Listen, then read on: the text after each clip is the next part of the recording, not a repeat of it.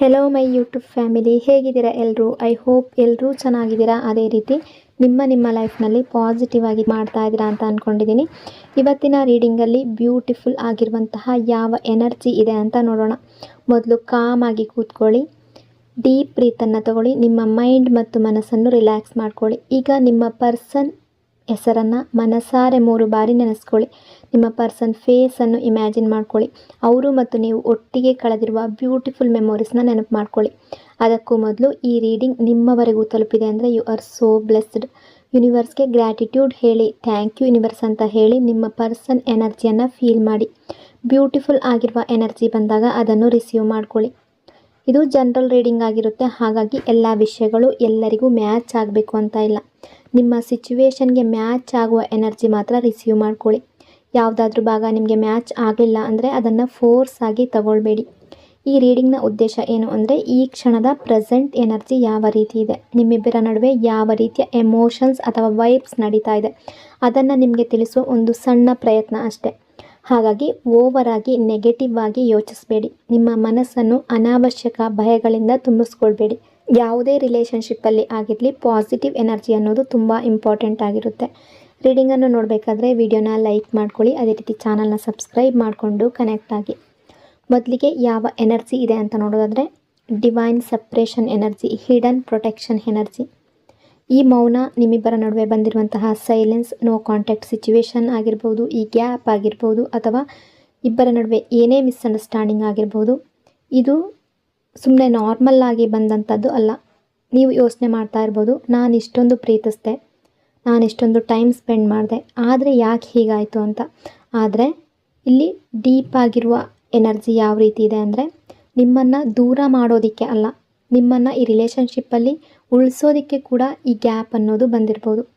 ಕೆಲವೊಮ್ಮೆ ಜೀವನ ನಮ್ಮಿಂದ ಯಾರನ್ನೋ ದೂರ ಮಾಡಿಬಿಡುತ್ತೆ, ಆದರೆ ನಿಜವಾಗ್ಲೂ ನೋಡಿದ್ರೆ ಅದು ನಮ್ಮನ್ನು ರಕ್ಷಣೆ ಮಾಡ್ತಾ ಇರುತ್ತೆ. ನೀವು ಆ ವ್ಯಕ್ತಿಯ ಜೊತೆ ಇದ್ದಿದ್ರೆ ಅವರ ಎಮೋಷ್ನಲ್ ಇನ್ಸ್ಟೆಬಿಲಿಟಿ, ಅವರ ಕನ್ಫ್ಯೂಷನ್, ಅವರ ಸಾಲ್ವ್ ಆಗದೇ ಇರುವಂತಹ ಪ್ರಾಬ್ಲಮ್ಸ್ಗಳು, ಪೇಯ್ನ್ಗಳು, ಆಲ್ ಆಫ್ ದಟ್ ನಿಮ್ಮ ಮೇಲೂ ಕೂಡ ಬೀಳ್ತಾ ಇತ್ತು. ಅವರು ಹೀಗಿರುವ ಸ್ಟೇಟ್ನಲ್ಲಿ ರಿಲೇಷನ್ಶಿಪ್ ಹ್ಯಾಂಡಲ್ ಮಾಡುವ ಮಟ್ಟದಲ್ಲಿ ಇಲ್ಲ, ಆ ಎನರ್ಜಿಯಲ್ಲಿದ್ದಾರೆ.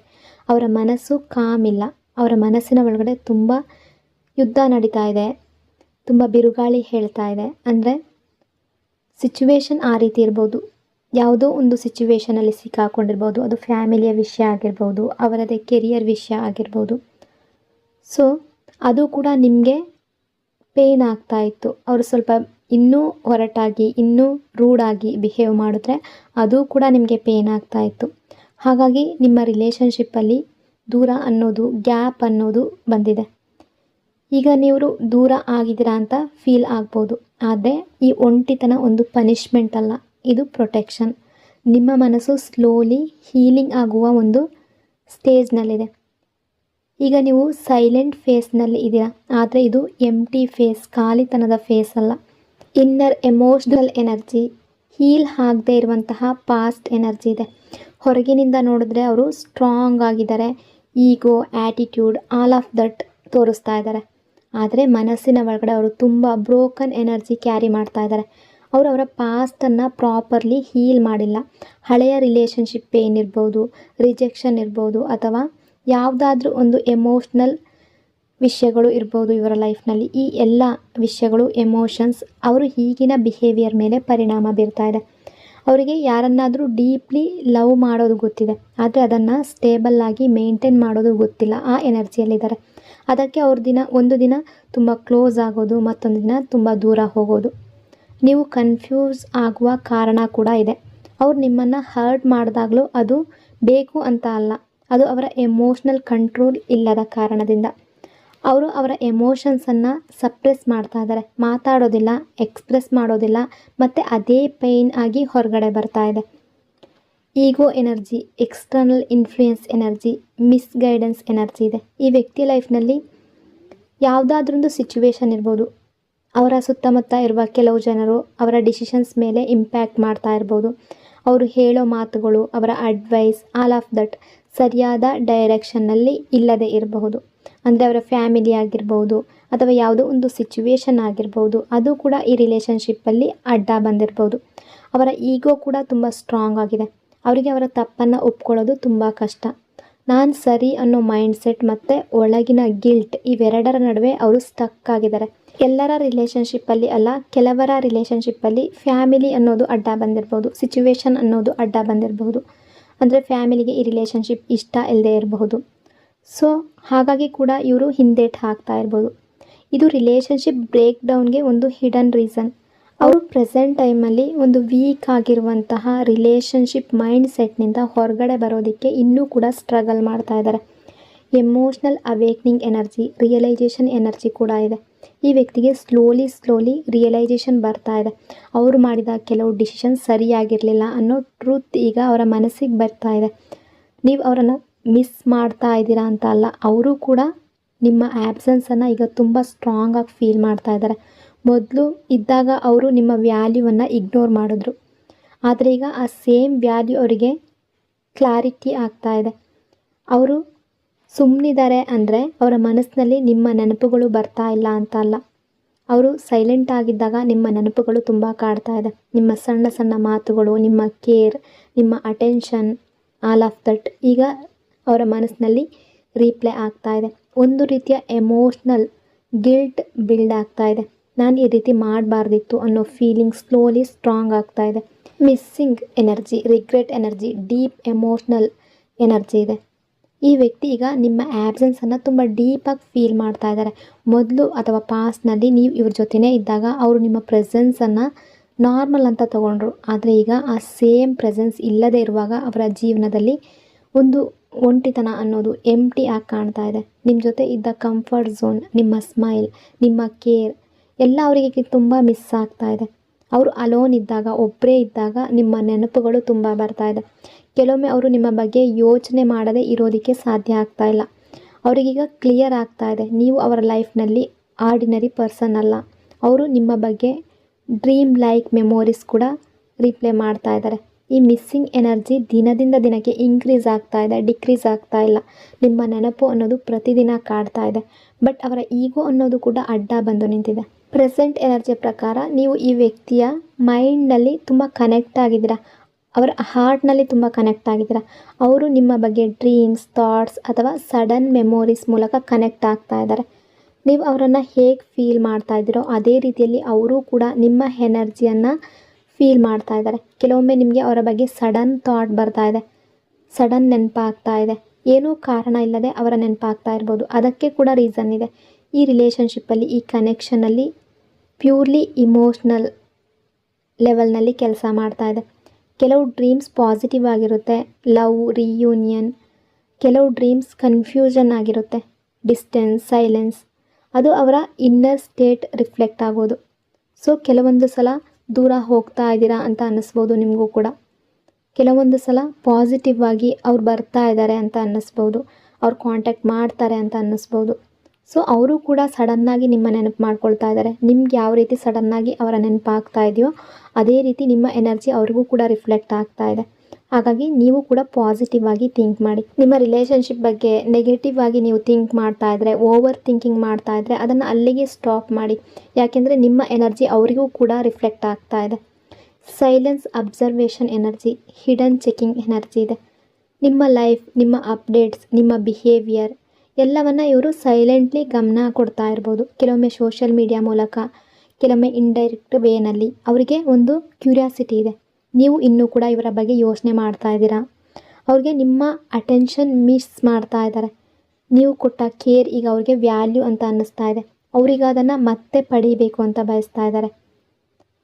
ಬಟ್ ಫಿಯರ್ ಎನರ್ಜಿ ಇದೆ, ಎಮೋಷ್ನಲ್ ಪ್ರೆಷರ್ ಎನರ್ಜಿ ಇದೆ. ನೀವೀಗ ಒಂದು ಬೌಂಡ್ರೀಸ್ ಹಾಕ್ಕೊಂಡಿದ್ದೀರಾ. ನೀವು ಸುಲಭವಾಗಿ ಫರ್ಗಿವ್ ಮಾಡುವ ಎನರ್ಜಿಯಲ್ಲಿ ಇಲ್ಲ. ಅವ್ರಿಗೀಗ ಅದು ಫಿಯರ್ ಇದೆ. ನಾನು ಅವರನ್ನು ದೂರ ಮಾಡಿಕೊಂಡೆ, ಅವರೀಗ ನನ್ನ ರಿಲೇಷನ್ಶಿಪ್ಗೆ ಸೀರಿಯಸ್ನೆಸ್ ತೋರಿಸೋ ಸ್ಟೇಜ್ಗೆ ಬರ್ತಾರಾ ಇಲ್ವಾ. ಆದರೆ ಅವರ ಟೈಮಿಂಗ್ ಪರ್ಫೆಕ್ಟ್ ಇಲ್ಲ. ಅವ್ರಿಗಿನ್ನೂ ಹೀಲಿಂಗ್ ಅನ್ನೋದು ಬೇಕು. ಥಿಂಕ್ ಮಾಡ್ತಾ ಇದ್ದಾರೆ, ಬಟ್ ಕನ್ಫ್ಯೂಷನಲ್ಲಿದ್ದಾರೆ, ಭಯದಲ್ಲಿದ್ದಾರೆ. ಈಗೋ ಅನ್ನೋದು ಅಡ್ಡ ನಿಂತಿದೆ. Reunion possibility energy, same old ಪ್ಯಾಟ್ರನ್ನಲ್ಲಿ ಈ ಎನರ್ಜಿ ಇಲ್ಲ. ಅವರು ಬದಲಾದರೆ ಮಾತ್ರ ಈ ರಿಲೇಷನ್ಶಿಪ್ ಸರ್ವೈವ್ ಆಗುತ್ತೆ. ಒನ್ ಡೇ ಅವರು ಮತ್ತೆ ಕಮ್ ಬ್ಯಾಕ್ ಆಗುವ ಪಾಸಿಬಿಲಿಟಿ ಇದೆ ತುಂಬ ಜನರ ಲೈಫ್ನಲ್ಲಿ. ಅದು ಸಾರಿ ಜೊತೆ ಆಗಿರ್ಬೋದು, ಎಮೋಷ್ನಲ್ ಕ್ಲಾರಿಟಿ ಜೊತೆ ಕೂಡ ಆಗಿರ್ಬೋದು. ಆದರೆ ಈಗ ನೀವು ಕೂಡ ಬದಲಾಗಿದ್ದೀರ. ನೀವು ವೀಕ್ ಆಗಿಲ್ಲ, ಈಗ ಮೊದಲಿನ ರೀತಿ ಸ್ಟ್ರಾಂಗ್ ಆಗಿದ್ದೀರ. ಹಾಗಾಗಿ ರಿಯೂನಿಯನ್ ಇದ್ದರೂ ಕೂಡ ಅದು ನ್ಯೂ ವರ್ಷನ್ ರಿಲೇಷನ್ಶಿಪ್ ಆಗಿರುತ್ತೆ. ಓಲ್ಡ್ ಪೇನ್ ಮತ್ತೆ ರಿಪೀಟ್ ಆಗಬಾರ್ದು ಅನ್ನೋ ಎನರ್ಜಿಯಲ್ಲಿದೆ. ಅಂದರೆ ಈ ಎನರ್ಜಿ ಅನ್ನೋದು ತುಂಬ ವಿಶೇಷವಾಗಿದೆ. ಯಾಕೆಂದರೆ ಇದು ಕೇವಲ ಅವರು ವಾಪಸ್ ಬರ್ತಾರಾ, ಕಾಂಟ್ಯಾಕ್ಟ್ ಮಾಡ್ತಾರಾ ಅನ್ನೋ ಪ್ರಶ್ನೆಗೆ ಉತ್ತರ ಕೊಡುವ ಎನರ್ಜಿ ಅಲ್ಲ. ಬದಲಾಗಿ ಅವರು ವಾಪಸ್ ಬಂದಾಗ ಅವರ ಮನಸ್ಸು ಹೇಗಿರುತ್ತೆ, ನಿಮ್ಮಿಬ್ಬರ ನಡುವೆ ಏನು ಬದಲಾಗಿರುತ್ತೆ ಅನ್ನೋದನ್ನು ತೋರಿಸುವ ಎನರ್ಜಿ. ಈಗ ತುಂಬ ಕ್ಲಿಯರಾಗಿ ಏನು ಅನ್ನಿಸ್ತಾ ಇದೆ ಅಂದರೆ, ಈ ಕನೆಕ್ಷನ್ ಇನ್ನೂ ಸಂಪೂರ್ಣವಾಗಿ ಎಂಡ್ ಆಗಿಲ್ಲ, ಮುಗ್ದಿಲ್ಲ. ನಿಮ್ಮಿಬ್ಬರ ನಡುವೆ ಭಾವನೆಗಳು, ಫೀಲಿಂಗ್ಸ್ಗಳು ಇನ್ನೂ ಕೂಡ ತುಂಬ ಇದೆ. ಆದರೆ ಈಗ ಇರುವ ಪರಿಸ್ಥಿತಿಯಲ್ಲಿ, ಸಿಚುವೇಶನಲ್ಲಿ ಈ ರಿಲೇಷನ್ಶಿಪ್ ಮುಂದುವರೆದ್ರೆ ಮತ್ತೆ ಅದೇ ನೋವು, ಅದೇ ಗೊಂದಲ, ಅದೇ ಕಣ್ಣೀರು ಮತ್ತೆ ಬರುವ ಸಾಧ್ಯತೆ ಕೂಡ ಆಗ್ತಾ ಇತ್ತು. ಅದಕ್ಕಾಗಿ ಜೀವನ ನಿಮ್ಮಿಬ್ಬರನ್ನು ಸ್ವಲ್ಪ ಸಮಯಕ್ಕೆ ದೂರ ನಿಲ್ಲಿಸಿರ್ಬೋದು. ನಿಮ್ಮ ಪಾರ್ಟ್ನರ್ ಈಗ ಅವರ ಲೈಫ್ನ ಒಂದು ದೊಡ್ಡ ಪಾಠದ ಮಧ್ಯದಲ್ಲಿದ್ದಾರೆ. ಹಿಂದೆ ಅವರು ಮಾಡಿದ ಕೆಲವು ತಪ್ಪುಗಳು, ಕೆಲವು ನಿರ್ಧಾರಗಳು, ಕೆಲವು ವರ್ತನೆಗಳು ಅವರ ಗಮನಕ್ಕೆ ಬರಲೇ ಇಲ್ಲ. ನಿಮ್ಮನ್ನು ಎಷ್ಟು ಪೇಯ್ನ್ ಮಾಡಿದ್ರು, ಎಷ್ಟು ಹರ್ಟ್ ಮಾಡಿದ್ರು, ಅದು ಅವರಿಗೆ ಯಾವಾಗಲೂ ಕಾಣಿಸ್ಲೇ ಇಲ್ಲ. ಹೊರಗಡೆ ಸಮಸ್ಯೆ ಅವರು ಯಾವಾಗಲೂ ಗಮನ ಕೊಡ್ತಾಯಿದ್ರು. ಆದರೆ ಈಗ ಸಮಸ್ಯೆ ಒಂದು ಭಾಗ ಅವರ ಮನಸ್ಸಿನ ಒಳಗಡೆ ಇತ್ತು ಅನ್ನೋದು ಅರ್ಥ ಮಾಡ್ಕೊಳ್ಳುವ ಹಂತಕ್ಕೆ ಬಂದಿದ್ದಾರೆ.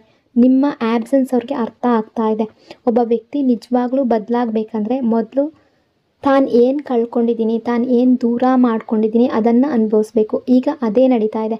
ನೀವು ಅವರ ಲೈಫ್ನಲ್ಲಿ ಇದ್ದಾಗ ನಿಮ್ಮ ವ್ಯಾಲ್ಯೂ ಅವ್ರಿಗೆ ಕ್ಲಿಯರಾಗಿ ಗೊತ್ತಾಗಲಿಲ್ಲ. ನಿಮ್ಮ ಪ್ರೀತಿ, ನಿಮ್ಮ ತಾಳ್ಮೆ, ನಿಮ್ಮ ಕಾಳಜಿ, ನಿಮ್ಮ ನಿಷ್ಠೆ ಇದೆಲ್ಲ ಅವರಿಗೆ ನಾರ್ಮಲ್ ಆಗಿ ಕಾಣ್ತಾ ಇತ್ತು. ಆದರೆ ಈಗ ನೀವು ಇಲ್ಲದೆ ದೂರ ಆಗಿರುವಂತಹ ಜಾಗದಲ್ಲಿ ಉಂಟಾಗಿರುವಂತಹ ಖಾಲಿತನ ಅವರನ್ನು ಯೋಚನೆ ಮಾಡೋ ರೀತಿ ಮಾಡ್ತಾ ಇದೆ.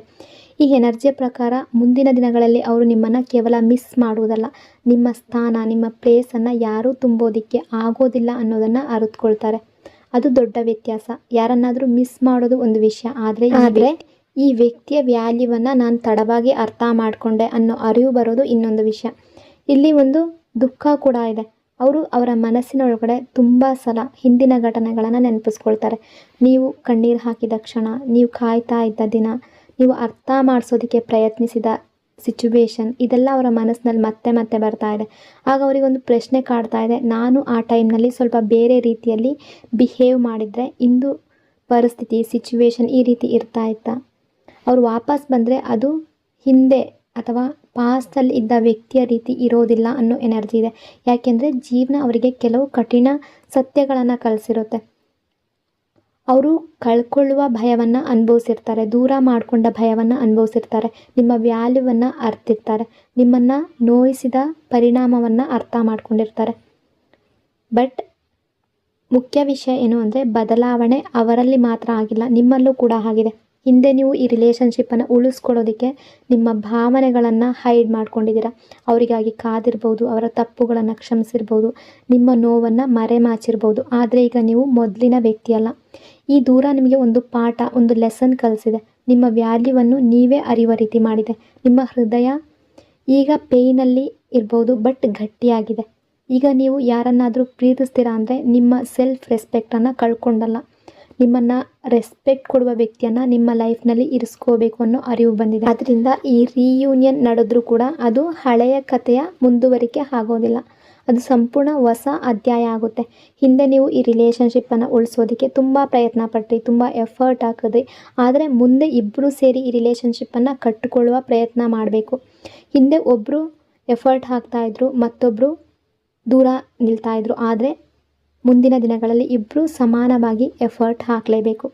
ಸೊ ಎನರ್ಜಿ ತುಂಬ ಡೀಪ್ ಆಗಿದೆ. ಹಳೆಯ ನೋವನ್ನು ಮತ್ತೆ ಮತ್ತೆ ಮನಸ್ಸಿನಲ್ಲಿ ತೆಗೆದು ಅದರಲ್ಲೇ ಮುಳುಗಬೇಡಿ. ಹಳೆಯ ಗಾಯಗಳನ್ನು ಮತ್ತೆ ಮತ್ತೆ ಯೋಚನೆ ಮಾಡಬೇಡಿ. ಹಳೆಯ ತಪ್ಪುಗಳನ್ನು ಮತ್ತೆ ಪುನರಾವರ್ತನೆ ಮತ್ತೆ ರಿಪೀಟ್ ಮಾಡಬೇಡಿ. ಯಾಕೆಂದರೆ ಈ ಸಲ ಜೀವನ ನಿಮಗೆ, ಈ ರಿಲೇಷನ್ಶಿಪ್ ನಿಮಗೆ ಮತ್ತೊಂದು ಅವಕಾಶ ಹಳೆಯ ರೀತಿಯಲ್ಲಿ ಅಲ್ಲ, ಹೊಸ ರೀತಿಯಲ್ಲಿ ಕೊಡಬಹುದು.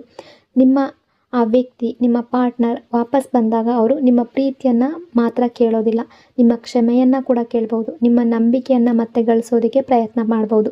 ನಿಮ್ಮ ಹೃದಯದ ಬಾಗಿಲು ಮತ್ತೆ ತೆರೆಯೋದಕ್ಕೆ ಥಿಂಕ್ ಮಾಡ್ಬೋದು. ಆದರೆ ಈ ಸಲ ನಿರ್ಧಾರ ನಿಮ್ಮ ಕೈಯಲ್ಲಿರುತ್ತೆ. ಹಿಂದೆ ನೀವು ಅವರನ್ನು ಕಳ್ಕೊಳ್ಳುವ ಭಯದಲ್ಲಿದ್ರಿ, ಅವರನ್ನು ಚೇಸ್ ಮಾಡ್ತಾಯಿದ್ರಿ. ಆದರೆ ಈಗ ಅವರು ನಿಮ್ಮನ್ನು ದೂರ ಹೋಗ್ತಾರೆ ಅನ್ನುವ ಭಯದಲ್ಲಿದ್ದಾರೆ. ಹಿಂದೆ ನೀವು ಅವರ ಉತ್ತರಕ್ಕಾಗಿ ಕಾಯ್ತಾ ಇದ್ರಿ. ಆದರೆ ಈಗ ಅವರೇ ಆನ್ಸರ್ ಕೊಡ್ತಾರೆ, ನೀವು ಕೇಳೋ ರೀತಿಯಲ್ಲಿ ಇರ್ತೀರಾ, ಆ ಎನರ್ಜಿಯಲ್ಲಿದೆ. ಸೊ ಎನರ್ಜಿ ಪ್ರಕಾರ ಈ ರಿಲೇಷನ್ಶಿಪ್ಪಲ್ಲಿ ಇನ್ನೂ ಕೂಡ ಭಾವನೆಗಳಿಲ್ಲ, ಫೀಲಿಂಗ್ಸ್ ಇಲ್ಲ ಅನ್ನೋ ಎನರ್ಜಿ ಇಲ್ಲ. ಬಟ್ ಮತ್ತೆ ಸ್ಟಾರ್ಟ್ ಆಗಬೇಕಾದ್ರೆ ಇಬ್ಬರೂ ಕೂಡ ಹಳೆಯ ನೋವುಗಳನ್ನು ಮರಿಬೇಕು, ಹೊಸ ರಿಲೇಷನ್ಶಿಪ್ಪನ್ನು ಕಟ್ಟಬೇಕು, ನ್ಯೂ ಬಿಗಿನಿಂಗ್ ಆಗಬೇಕು ಅನ್ನೋದಾದರೆ ನಿಮ್ಮ ಮನಸ್ಸಿನಲ್ಲಿರುವ ಹಳೆಯ ಪೇನನ್ನು ಅಲ್ಲಿಗೆ ಬಿಡಬೇಕು. ನ್ಯೂ ಬಿಗಿನಿಂಗ್ ಆಗಬೇಕಾದ್ರೆ ಅವರೊಳಗೆ ಅರಿವು ಅನ್ನೋದು ಹುಟ್ಟಬೇಕು, ನಿಮ್ಮೊಳಗೆ ಸೆಲ್ಫ್ ರೆಸ್ಪೆಕ್ಟ್ ಅನ್ನೋದು, ಆತ್ಮಗೌರವ ಅನ್ನೋದು ಗಟ್ಟಿಯಾಗಬೇಕು. ಆಗ ಮಾತ್ರ ಈ ರಿಯೂನಿಯನ್ ಅನ್ನೋದು ಕೇವಲ ರಿಯೂನಿಯನ್ ಆಗೋದಿಲ್ಲ, ಅದು ಇಬ್ಬರ ಲೈಫ್ನನ್ನು ಬದಲಿಸುವ ಒಂದು ಹೊಸ ನ್ಯೂ ಬಿಗಿನಿಂಗ್ ಆಗಿರುತ್ತೆ. The silence is not the end, ಆ ಎನರ್ಜಿ ಇದೆ. ಇವತ್ತು ನಿಮ್ಮ ಸುತ್ತಮುತ್ತ ಸೈಲೆನ್ಸ್ ಇರ್ಬೋದು, ಮೌನ ಆಗಿರುವ ಹಾಗೆ ನಿಮಗೆ ಅನ್ನಿಸ್ತಾ ಇರ್ಬೋದು, ದೂರ ಇರ್ಬೋದು, ಫೋನ್ ಸೈಲೆಂಟ್ ಆಗಿರ್ಬೋದು, ನೀವು ಕಾಯ್ತಾ ಇದ್ದ ಮೆಸೇಜ್ ಬರದೇ ಇರ್ಬೋದು, ನೀವು ಎಕ್ಸ್ಪೆಕ್ಟ್ ಮಾಡಿದ ಮಾತು ಕೇಳಿಸ್ದೇ ಇರ್ಬೋದು, ನೀವು ಹುಡುಕ್ತಾ ಇದ್ದ ಆನ್ಸರ್ ಇನ್ನೂ ಸಿಕ್ಕಿರದೇ ಇರ್ಬೋದು. ಕೆಲವೊಂದು ಸಲ ರಾತ್ರಿ ಹೊತ್ತು ಒಬ್ಬಂಟಿಯಾಗಿ ಕೂತಾಗ ಇದು ನಿಜವಾಗ್ಲೂ ಈ ರಿಲೇಷನ್ಶಿಪ್ ಎಂಡ್ ಆಯಿತಾ, ದೂರ ಆಯಿತಾ ಅನ್ನೋ ಪ್ರಶ್ನೆ ಮನಸ್ಸಿನಲ್ಲಿ ಬರ್ತಾ ಇರ್ಬೋದು. ಆ ವ್ಯಕ್ತಿ ನಿಮ್ಮನ್ನು ಮರ್ತಿರ್ಬೋದಾ, ನೀವು ಕೊಟ್ಟ ಪ್ರೀತಿಗೆ ಯಾವ ವ್ಯಾಲ್ಯೂ ಇರಲಿಲ್ವಾ, ಅಷ್ಟು ಮುಖ್ಯ ಆಗಿರಲಿಲ್ವಾ ನೀವು, ಇಂತಹ ನೂರಾರು ಪ್ರಶ್ನೆಗಳು ಮನಸ್ಸಿನ ಒಳಗಡೆ ನಿಮ್ಮಲ್ಲಿ ಓಡಾಡ್ತಾ ಇರ್ಬೋದು. ಆದರೆ ಎನರ್ಜಿ ಪ್ರಕಾರ ಈಗಿನ ಮೌನ, ಈಗಿನ ಸೈಲೆನ್ಸ್ ಏನಿದೆ ಅದನ್ನು ಎಂಡ್ ಅಂತ ಅರ್ಥ ಮಾಡ್ಕೊಳ್ಳೋದು ಬೇಡ. ಯಾಕೆಂದರೆ ಲೈಫ್ನಲ್ಲಿ ನಡೆಯುವ ದೊಡ್ಡ ಬದಲಾವಣೆಗಳು ಯಾವಾಗಲೂ ತುಂಬ ಜೋರಾಗಿ ಗದ್ದಲ ಮಾಡ್ತಾ ಬರೋದಿಲ್ಲ. ಒಂದು ಬೀಜ ಮಣ್ಣಿನೊಳಗಡೆ ಬೆಳೆಯುವಾಗ ಅದು ಯಾರಿಗೂ ಕೂಡ ಗೊತ್ತಾಗೋದಿಲ್ಲ. ಸೂರ್ಯೋದಯ ಆಗುವ ಮುಂಚೆ ಆಕಾಶ ತುಂಬ ದೊಡ್ಡದಾಗಿ ಏನೋ ಒಂದು ರೀತಿಯ ಸೌಂಡ್ ಅನ್ನೋದನ್ನು ಮಾಡೋದಿಲ್ಲ, ಅಥವಾ ತುಂಬ ಗದ್ದಲ ಮಾಡೋದಿಲ್ಲ. ಮಳೆ ಬರುವ ಮುಂಚೆ ಮೋಡಗಳ ಒಳಗಡೆ ನಡೆಯುವ ಪ್ರಕ್ರಿಯೆ ನಮಗೆ ಕಾಣೋದಿಲ್ಲ ಅಲ್ವಾ? ಹಾಗೆ ಈಗ ನಿಮ್ಮ ಲೈಫ್ನಲ್ಲಿ ಕಣ್ಣಿಗೆ ಕಾಣದ ಮಟ್ಟದಲ್ಲಿ ಕೆಲವು ಬದಲಾವಣೆಗಳು ನಡೀತಾ ಇರ್ಬೋದು. ನಿಮಗೆ ಏನು ನಡೀತಾ ಇಲ್ಲ ಅಂತ ಅನ್ನಿಸ್ಬೋದು, ಆದರೆ ಒಳಗೆ ಎಲ್ಲವೂ ಬದಲಾಗ್ತಾ ಇದೆ. ನೀವು ದೂರ ಆಗಿದ್ದಾರೆ ಅಂತ ಅಂದ್ಕೊಳ್ತಾ ಇರುವ ವ್ಯಕ್ತಿ ಅವರದೇ ಆದ ಒಂದು ಜರ್ನಿಯಲ್ಲಿರಬಹುದು. ಅವರು ಕೆಲವು ಸತ್ಯಗಳನ್ನು ಎದುರಿಸ್ತಾ ಇದ್ದಾರೆ, ಕೆಲವು ಸಿಚುವೇಶನನ್ನು ಎದುರಿಸ್ತಾ ಇದ್ದಾರೆ, ಕೆಲವು ಸಿಚುವೇಶನಲ್ಲಿ ಸ್ಟಕ್ ಆಗಿದ್ದಾರೆ, ಕೆಲವು ರೆಸ್ಪಾನ್ಸಿಬಿಲಿಟಿಯಲ್ಲಿದ್ದಾರೆ, ಕೆಲವು ಅರಿವುಗಳು ಮೂಡ್ತಾ ಇದೆ, ಕೆಲವು ತಪ್ಪುಗಳು ಅವರ ಕಣ್ಣಿಗೆ ಕಾಣೋದಕ್ಕೆ ಶುರು ಆಗ್ತಾ ಇದೆ, ಕೆಲವು ನೆನಪುಗಳು ಅವರನ್ನು ಬಿಡದೆ ಕಾಡ್ತಾ ಇದೆ. ಆದರೆ ಈ ಎಲ್ಲ ಪ್ರಕ್ರಿಯೆ ನಿಮ್ಮ ಕಣ್ಣಿಗೆ ಕಾಣ್ತಾ ಇಲ್ಲ ಅಷ್ಟೇ. ಅದಕ್ಕೆ ನಿಮಗೇನು ಆಗ್ತಾ ಇಲ್ಲ, ಈ ರಿಲೇಷನ್ಶಿಪ್ ಯಾಕೆ ಈ ರೀತಿ ಆಯಿತು ಅಂತ ಅನ್ನಿಸ್ತಾ ಇರ್ಬೋದು. ಬಟ್ ಈಗ ಒಂದು ಪ್ರೊಟೆಕ್ಷನ್ ಫೇಸ್ನಲ್ಲಿ ಇದ್ದೀರಾ ನೀವು. ಯಾಕೆಂದರೆ ಕೆಲವೊಮ್ಮೆ ನಾವು ಬೇಡ್ಕೊಳ್ಳುವ ವಿಷಯ ನಮ್ಮನ್ನು ಹೆಚ್ಚು ಪೇಯ್ನ್ ಮಾಡ್ಬೋದು, ನಾವು ಬೇಕು ಅಂತ ಅಂದ್ಕೊಳ್ಳುವಂತಹ ವಿಷಯ ನಮಗೆ ಹೆಚ್ಚು ಹರ್ಟ್ ಮಾಡ್ಬೋದು. ನಾವು ಚೇಸ್ ಮಾಡೋದಕ್ಕೆ ಪ್ರಯತ್ನಿಸುವ ವ್ಯಕ್ತಿ ನಮ್ಮ ಮನಸ್ಸನ್ನು ಹರ್ಟ್ ಮಾಡ್ಬೋದು. ನಾವು ಕಳ್ಕೊಳ್ಳೋದಕ್ಕೆ ಹೆದರುವ ರಿಲೇಷನ್ಶಿಪ್ ನಮ್ಮ ಸಮಾಧಾನವನ್ನು ಕಸಿದುಕೊಳ್ಬೋದು. ಅದಕ್ಕಾಗಿ ಕೆಲವೊಂದು ಸಲ ಜೀವನ ನಮ್ಮನ್ನು ಬಲವಂತವಾಗಿ ಒಂದು ಹೆಜ್ಜೆ ಹಿಂದೆ ನಿಲ್ಲಿಸುತ್ತೆ. ಆ ಸಮಯದಲ್ಲಿ ಅದು ನಮಗೆ ಶಿಕ್ಷೆ ರೀತಿ ಕಾಣುತ್ತೆ. ಆದರೆ ಸರಿಯಾದ ಒಂದು ಟೈಮ್ ಬಂದಾಗ, ನಾವು ತಿರುಗಿ ನೋಡಿದಾಗ ಅವತ್ತು ಆ ರೀತಿ ಆಗದೇ ಇದ್ದರೆ ನಾನಿವತ್ತು ಈ ರೀತಿ ಇರಲಿಲ್ಲ, ಆ ರೀತಿಯ ಅರಿವು ಕೂಡ ಬರುವ ಸಾಧ್ಯತೆ ಇದೆ. ಈಗ ನೀವು ಅನುಭವಿಸ್ತಾ ಇರುವ ಮೌನ ಒಂದು ಖಾಲಿ ಜಾಗ ಅಲ್ಲ, ಇದು ಹೀಲಿಂಗ್ ನಡೀತಾ ಇರುವ ಒಂದು ಪ್ಲೇಸ್, ಇದು ಟ್ರಾನ್ಸ್ಫರ್ಮೇಷನ್ ನಡೀತಾ ಇರುವ ಒಂದು ಪ್ಲೇಸ್, ಇದು ಡಿವೈನ್ ಟೈಮಿಂಗ್ ಕೆಲಸ ಮಾಡ್ತಾ ಇರುವ ಒಂದು ಪ್ಲೇಸ್. ಈ ಟೈಮ್ನಲ್ಲಿ ನಿಮ್ಮ ಕೆಲಸಕ್ಕೆ ಉತ್ತರಗಳನ್ನು ಬಲವಂತವಾಗಿ ಹುಡುಕೋದಲ್ಲ, ನಿಮ್ಮ ಪ್ರಶ್ನೆಗೆ ಬಲವಂತವಾಗಿ ನೀವು ಆನ್ಸರ್ ಕಂಡುಕೊಳ್ಳೋದಲ್ಲ, ಎಲ್ಲವನ್ನು ಕಂಟ್ರೋಲ್ ಮಾಡೋದಕ್ಕೆ ಪ್ರಯತ್ನಿಸೋದು ಕೂಡ ಅಲ್ಲ, ಯಾರಾದರೂ ಬದಲಾಗಲಿ ಅಂತ ಒತ್ತಾಯ ಮಾಡೋದಲ್ಲ.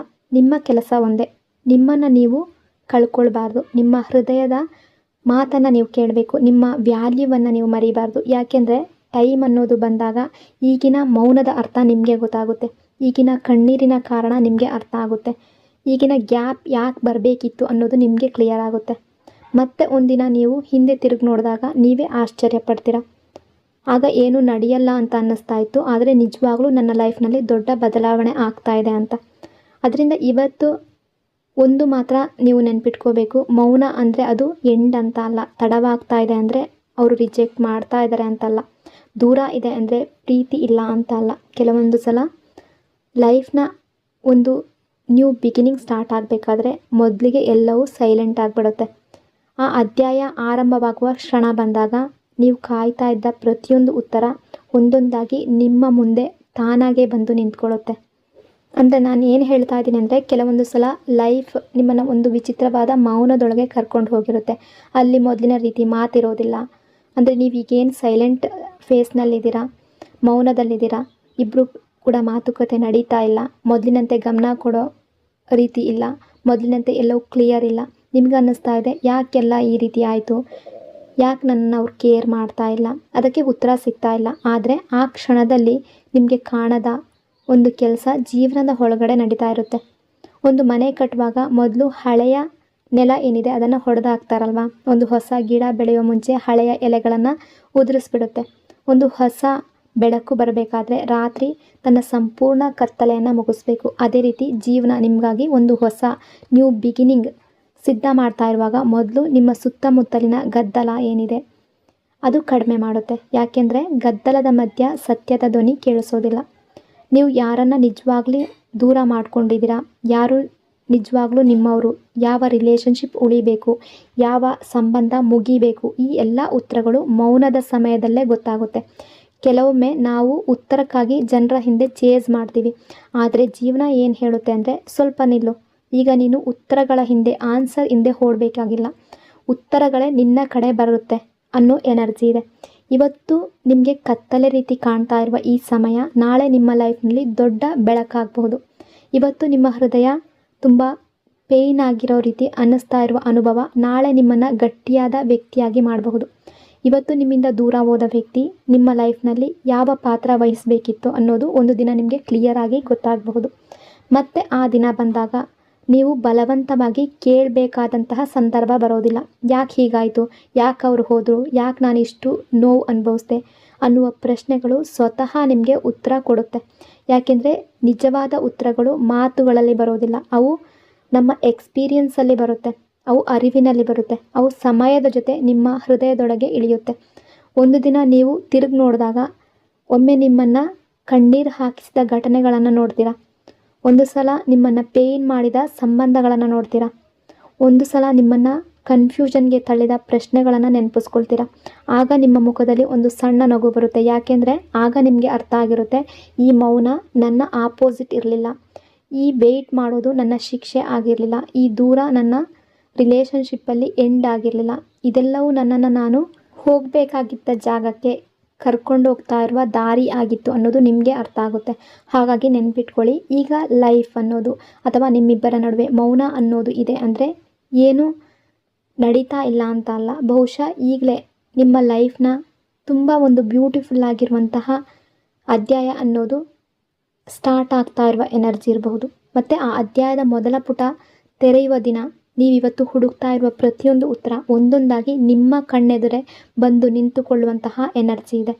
ಸೊ ತುಂಬ ಜನರ ಲೈಫ್ನಲ್ಲಿ ಮತ್ತೆ ರೀಯೂನಿಯನ್ ಆಗುವಂತಹ ಚಾನ್ಸಸ್ ತುಂಬ ಇದೆ, ನಿಮ್ಮ ಲೈಫ್ ಬದಲಾವಣೆ ಆಗುವ ಚಾನ್ಸಸ್ ತುಂಬ ಇದೆ.